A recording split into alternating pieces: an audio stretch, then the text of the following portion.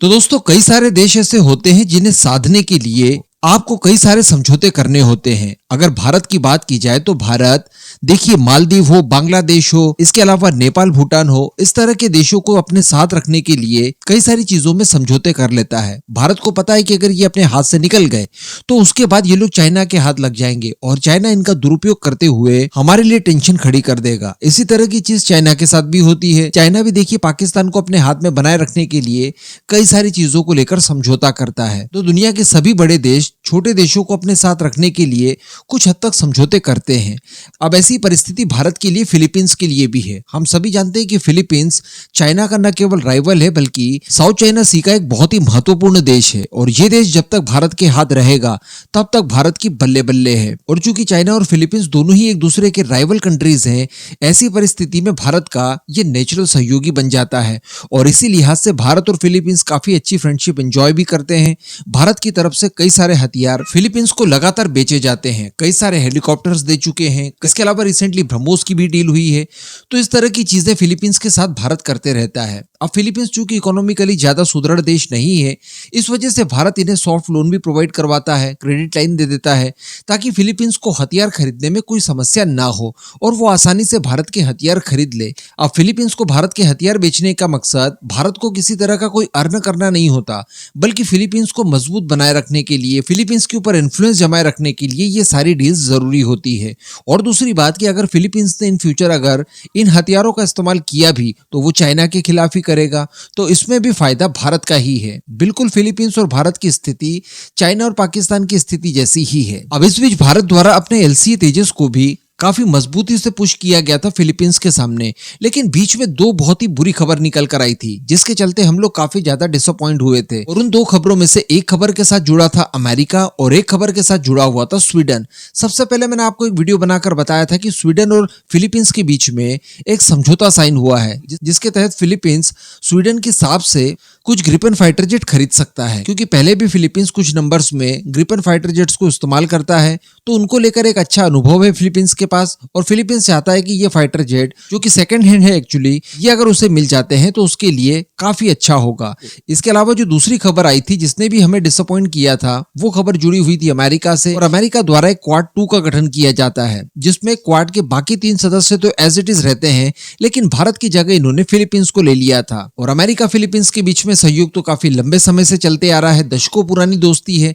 तो अमेरिका द्वारा भी अपने F-16 फिलीपींस को ऑफर किए गए थे। तो ऐसी परिस्थिति में भारत के तेजस की दाल गल जाए तो थोड़ा सा डाउट लग रहा था हम लोगों को। कारण ये था कि इनकी पॉलिटिक्स हमसे थोड़ी सी सुपीरियर है और वो फिलीपींस को शायद कन्विंस कर लेंगे अपने फाइटर जेट बेचने के लिए। लेकिन दोस्तों भारत ने भी अब मास्टर प्लान चल दिया है। जी हाँ, हम सभी जानते हैं कि भारत एक ऐसा ब्रह्मास्त्र तैयार कर रहा है जो कि हर किसी के पास मौजूद नहीं है और दुनिया के मैक्सिमम देश उसके बनने से पहले ही उसके दीवाने हो चुके हैं। मैं बात कर रहा हूँ ब्रह्मोस एनजी की।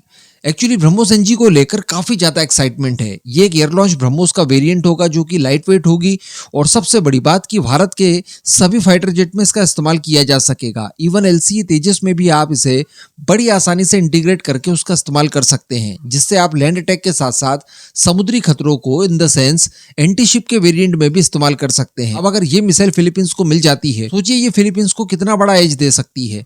नो डाउट फिलीपींस ने भारत से एंटी शिप ब्रह्मोस मिसाइलें खरीद ली है, लेकिन वो 290 किलोमीटर रेंज वाली है। अब ब्रह्मोस एनजी भी हालांकि 290 किलोमीटर की रेंज की ही रहेगी, लेकिन ब्रह्मोस एनजी जो है वो एक एयर लॉन्च मिसाइल है। इस वजह से फायदा ये होता है कि फाइटर जेट के माध्यम से इसकी रेंज अपने आप बढ़ जाती है। कुछ दूरी पर फाइटर जेट अपने आप उठाकर लेकर जाएगा, उसके बाद मिसाइल की खुद की रेंज। तो इस तरह से इस मिसाइल को बड़ी आसानी से फिलीपींस अगर चाहे तो 500-700 किलोमीटर की दूरी पर भी स्ट्राइक कर सकता है। अब भारत ने दरअसल यही ऑफर फिलीपींस को दे दिया है। भारत ने यह कहा है कि आप हमसे एलसी तेजस खरीदिए, उसमें हम आपको ब्रह्मोस एनजी का इंटीग्रेशन करके उसके साथ ही देंगे, यानी कॉम्बो पैकेज हमने फिलीपींस के सामने ऑफर कर दिया है। इसी के साथ साथ सॉफ्ट लोन वगैरह, जो लाइन ऑफ क्रेडिट वगैरह होती है, इन सभी का भी ऑफर दे दिया है ताकि अगर उसे कोई फाइनेंशियल दिक्कतें जा रही हो तो वो भी बीच में न आ पाए और भारत फिलीपींस के बीच में एलसी तेजस को लेकर डील कंफर्म हो जाए। तो कहने का मतलब भारत इस समय काफी बड़े स्केल पर और काफी अग्रेसिव फॉर्म में आकर फिलीपींस के साथ तेजस की डील करना चाहता है, जिसके लिए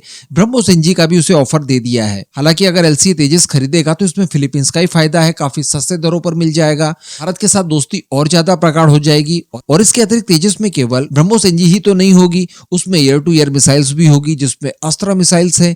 इसके अलावा आप एंटी रेडिएशन मिसाइल का इस्तेमाल कर सकते हैं, कई सारे बॉम्ब्स इस्तेमाल कर सकते हैं।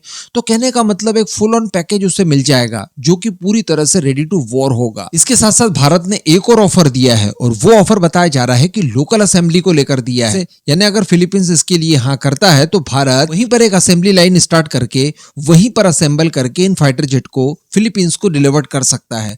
तो कहने का मतलब फिलीपींस को एक ऐसा ऑफर दे दिया है भारत ने कि शायद ही अब वो अमेरिका या फिर स्वीडन किसी और के साथ कोई डील कर पाए, तो सस्ते में, ऊपर से उधारी में, और इसके अलावा लोकल मैन्युफैक्चरिंग। तो कहने का मतलब आपको और चाहिए क्या? इसके अलावा वो मल्टीपर्पज रोल के लिए दिए जा रहे हैं। तो खैर उम्मीद जताई जा सकती है कि संभवतः फिलीपींस भारत के तेजस का पहला कस्टमर बन जाए।